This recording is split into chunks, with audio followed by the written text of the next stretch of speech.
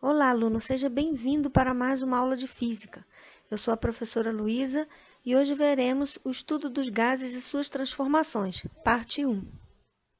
Antes de começarmos a estudar, as transformações dos gases, vamos conhecer um pouquinho das contribuições históricas, o que cada um contribuiu para esse tema. Nós temos aí Leucipo e Demócrito, que em torno de 450 a.C. já considerava a matéria constituída por partículas idênticas e indivisíveis, que hoje conhecemos como átomos, e eram separadas por espaços vazios. Depois, muito tempo depois, em 1662, Robert Boyle tentou explicar as propriedades observadas nos gases relacionadas a essas pequenas partículas das matérias, as quais eles chamaram, os cientistas do tempo dele chamaram de moléculas. Depois nós temos Daniel Bernoulli, que foi em 1738 foi o primeiro a fornecer uma explicação teórica das leis dos gases e a relacionar a temperatura ao movimento molecular. Ele deduziu que as velocidades dessas moléculas, aumentavam com a temperatura. E ele também explicou como as colisões das moléculas contra as paredes do recipiente geravam uma pressão no recipiente, uma pressão daquele gás. Depois nós tivemos Jacques Alexandre César Charles, em 1787.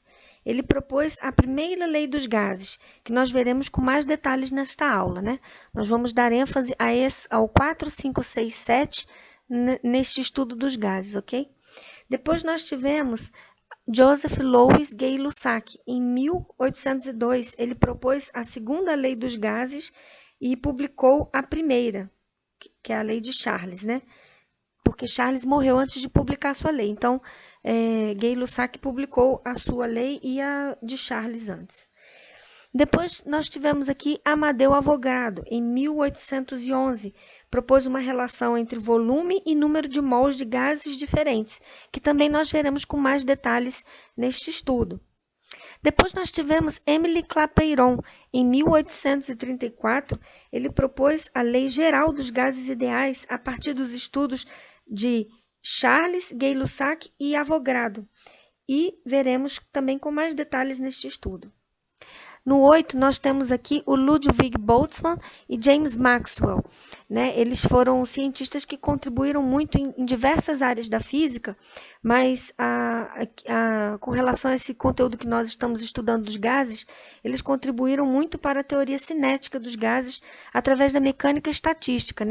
Eles fizeram muitos cálculos através de mecânica estatística com relação aos momentos lineares das partículas gasosas, de uma forma estatística, já que a quantidade de moléculas era muito grande e as velocidades variavam muito, e são velocidades vetoriais. Então, essa foi a contribuição deles para esse estudo que nós estamos fazendo dos gases. Vamos prosseguir, então. O que é a teoria cinética dos gases, que nós falamos ainda há pouco, eu separei aqui em cinco tópicos algumas hipóteses que sustentam esta teoria. A primeira delas é que todo gás ideal é formado por pequenas partículas ou moléculas e o número delas é muito grande. É muito grande comparável ao recipiente que as mantém, porque elas são muito pequenas. Tais moléculas gasosas movem-se a altas velocidades diferentes umas das outras, tanto vetorialmente quanto na forma, em módulo. Elas podem ter uma velocidade muito alta, muito baixa, em direções e sentidos diferentes, num ambiente tridimensional. Então, é um cálculo bem humanamente impossível a gente fazer. Então, essa foi a contribuição de Ludwig Boltzmann e James Maxwell, tratar essa questão através de estatística. O segundo tópico, a segunda hipótese, não ocorrem interações intermoleculares, ou elas são muito fracas, desprezíveis, nem reações químicas entre essas moléculas. A única interação que elas têm entre si são apenas as colisões umas sobre as outras contra o recipiente, umas sobre as outras e também contra o recipiente. Outra coisa importante é que, devido ao princípio de conservação da energia, né, então a energia cinética dela se conserva e o momento linear também de cada molécula. Todas essas colisões, elas são perfeitamente elásticas. Quando elas colidem umas com as outras, há conservação de energia e essas colisões são elásticas. Então, a energia total se conserva, mesmo que a velocidade de cada molécula mude. Se uma molécula tem uma intensidade, uma velocidade maior do que a outra, ao se chocar com a outra, ela transfere essa energia cinética para outra sem haver perdas. Então, é necessário que se considere isso para sustentar a teoria cinética dos gases, ok?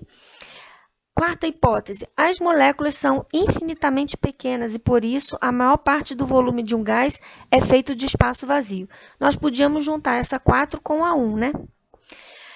Quinta hipótese, a energia cinética média de translação de uma molécula é diretamente proporcional à temperatura absoluta do gás.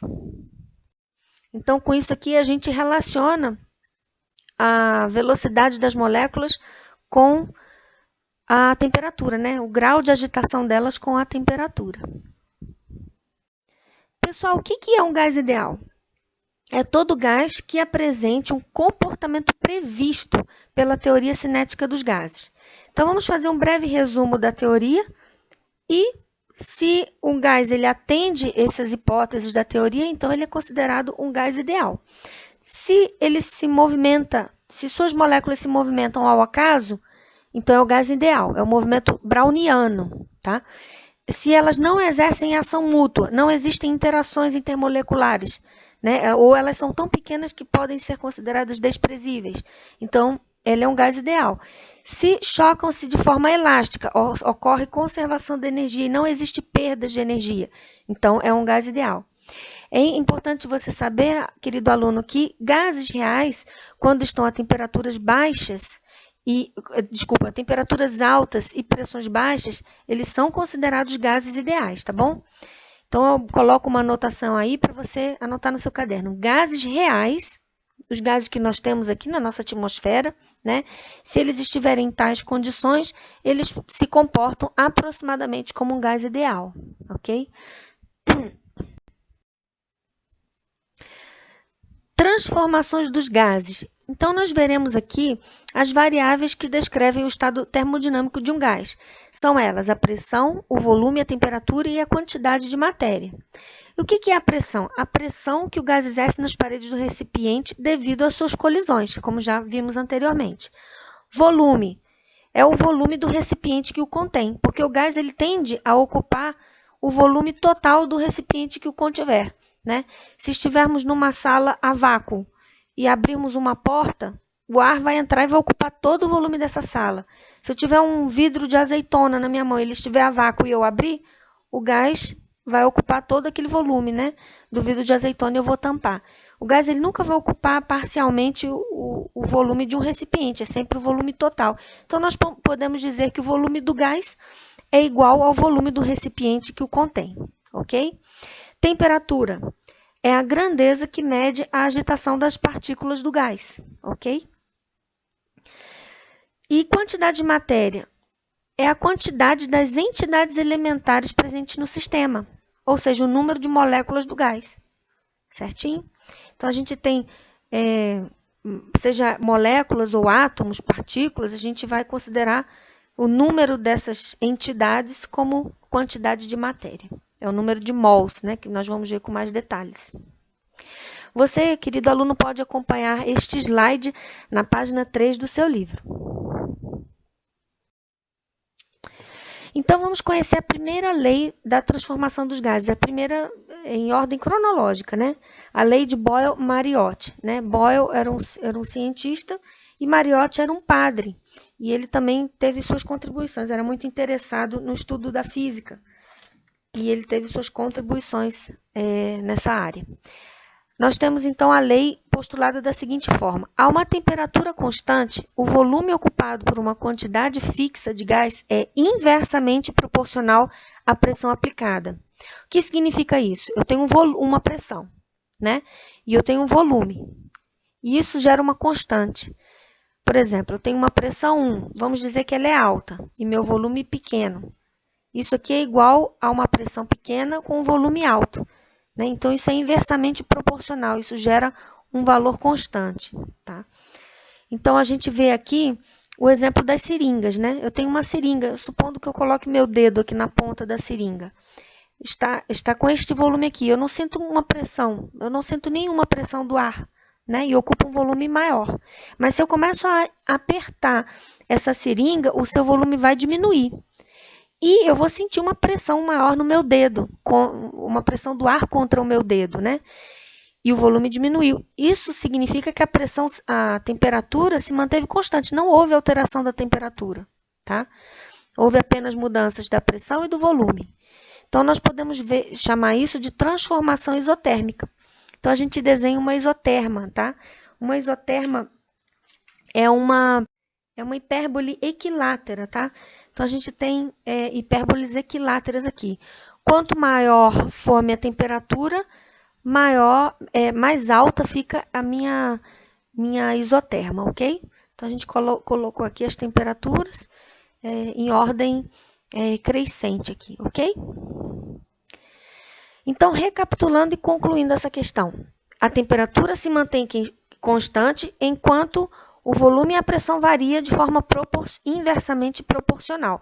Enquanto o volume aumenta, a pressão diminui e vice-versa. Você pode acompanhar o exercício resolvido na página 5 do seu livro. É um exemplo para você tentar fazer sem olhar, depois você olha a resposta e vê se entendeu o conteúdo. Vamos então entrar na segunda lei, né? A lei de Charles ou a primeira lei de Gay-Lussac, que diz o seguinte: o volume de um gás é diretamente proporcional à temperatura absoluta sob pressão constante. Precisamos fazer um parêntese aqui que eu esqueci de falar no slide anterior, né? A temperatura no estudo dos gases é sempre em Kelvin, tá? A gente não utiliza o graus Celsius nem o Fahrenheit, a gente usa o Kelvin, tá? Então, a gente tem a temperatura absoluta aí, a gente tem volume sob pressão e a gente tem volume 1 sob pressão 1. É igual ao volume 2 sob a pressão 2. Isso gera uma constante. Então, se meu volume é pequeno e minha pressão é pequena, vai gerar um valor.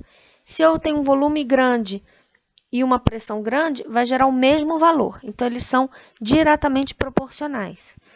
Um exemplo é que nós temos, por exemplo, um balão, né? Um balãozinho de aniversário aí, para dar um exemplo. A temperatura dele é fria, mas quando a gente aumenta a temperatura dele, o volume dele aumenta. Mas a pressão atmosférica, a pressão que o gás está aqui em torno dele é a mesma, é constante, tá? Então, a gente tem uma transformação isobárica em que a pressão se mantém constante.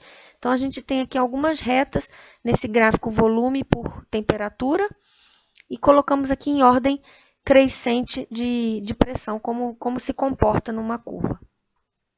Você pode acompanhar um exemplo na página 6 do seu livro.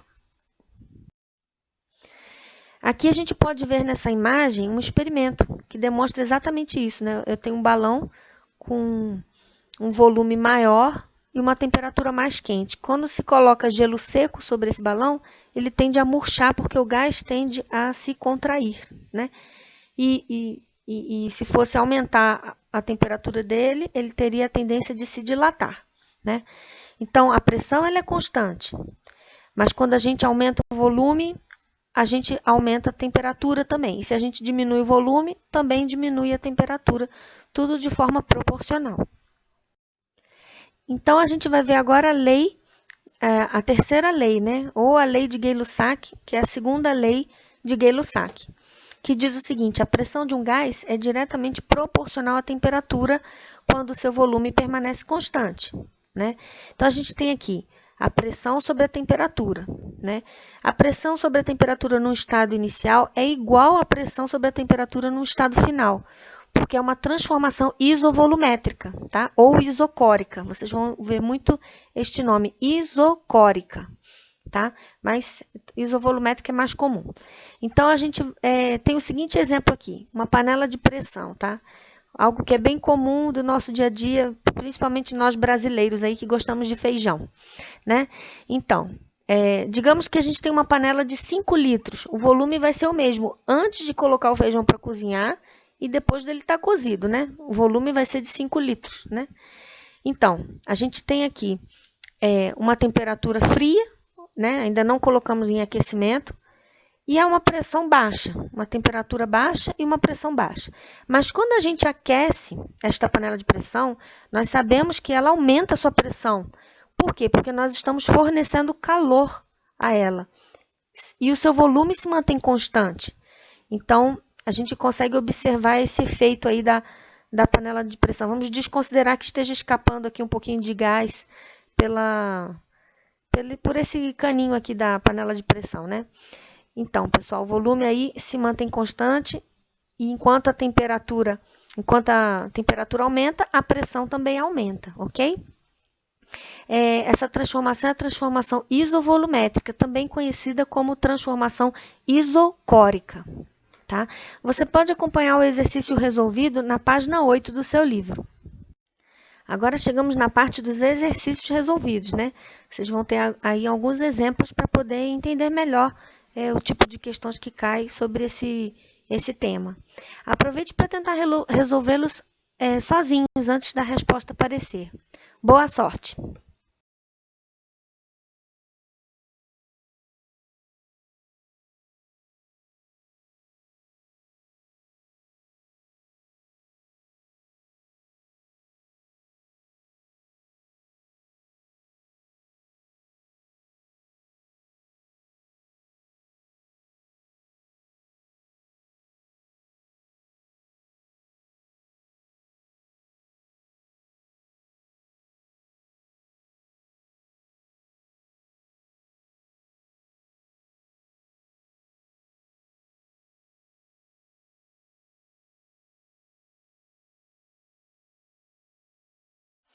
A Lei Geral dos Gases, ela reúne os estudos das outras leis que nós vimos neste vídeo e obtém, então, uma relação dessas três grandezas, tá?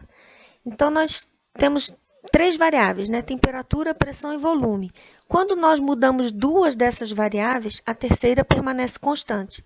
Então, a partir dessas observações, foi proposta a união dessas três variáveis em apenas uma fórmula que nós chamamos de Lei Geral dos Gases.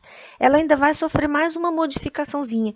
Nós vamos acrescentar uma quarta variável nela nos próximos slides, que tem a ver com o número de mols.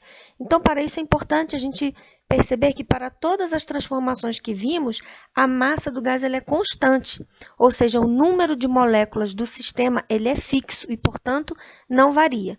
Então, nós vamos ver a modificação dessa lei nos próximos slides. Por enquanto, nós temos aqui pressão vezes volume sobre temperatura no momento inicial é igual a pressão vezes o volume sobre a temperatura no momento final. E isso é sempre o mesmo valor, que é uma constante, ok? Vamos entender um pouquinho a contribuição de Avogadro nesta modificação da lei dos gases, né? Esse nome ele é conhecido lá na química, né? Por propor uma medida de quantidade de matéria de substância, né? O conhecido como mol, né? É a medida da quantidade de matéria de uma substância, né? O número de moléculas em um mol denomina-se o número de Avogadro, né? Que é igual a 6,022, né? Vezes 10 a 23 moléculas por mol, né? Vocês já devem ter visto na química, né, que esse número representa um valor semelhante a uma dúzia, né? Por exemplo, eu tenho 12 ovos, eu tenho uma dúzia. Né? Eu tenho 6,022 vezes 10 a 23 moléculas, então eu tenho 1 mol. É quase que uma semelhança que tem. É um número, né, que representa uma quantidade de matéria, seja molécula, átomo, né, por mol, ok? A massa molar M é a massa de 1 mol, né?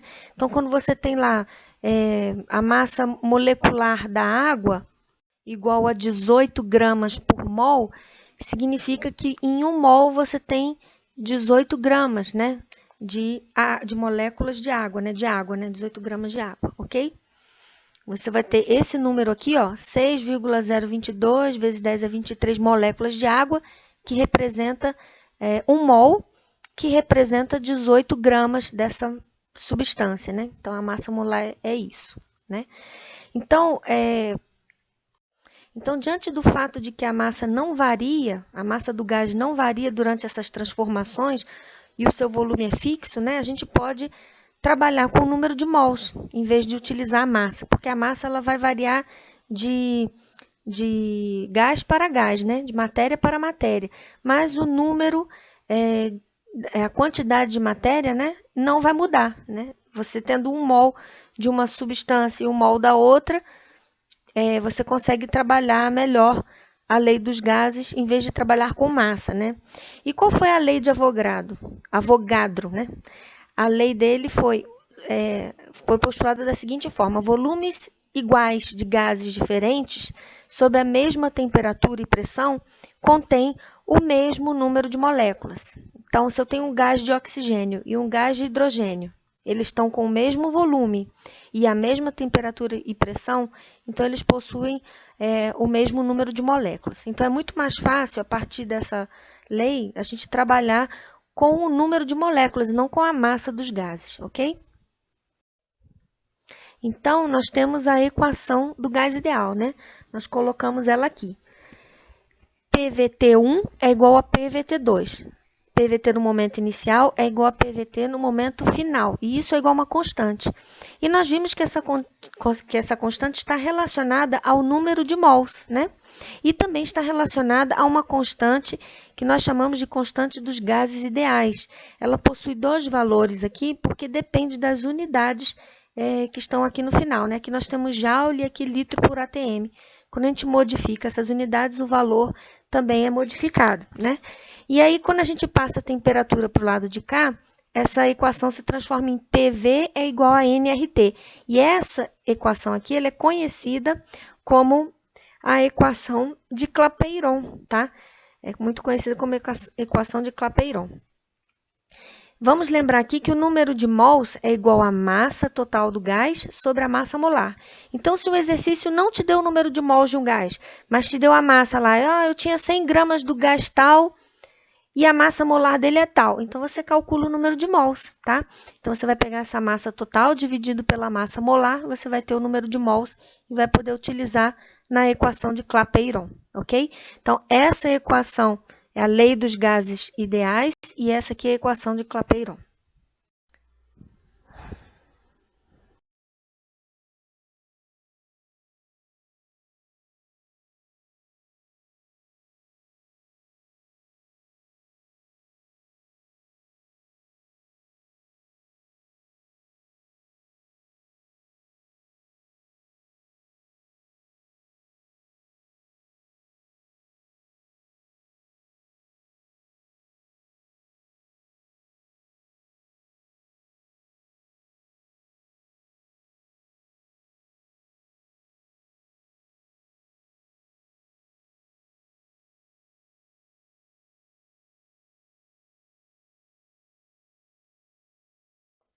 Pronto, chegamos ao final desta aula e eu espero que você tenha gostado e que tenha entendido os conteúdos que foram ensinados hoje.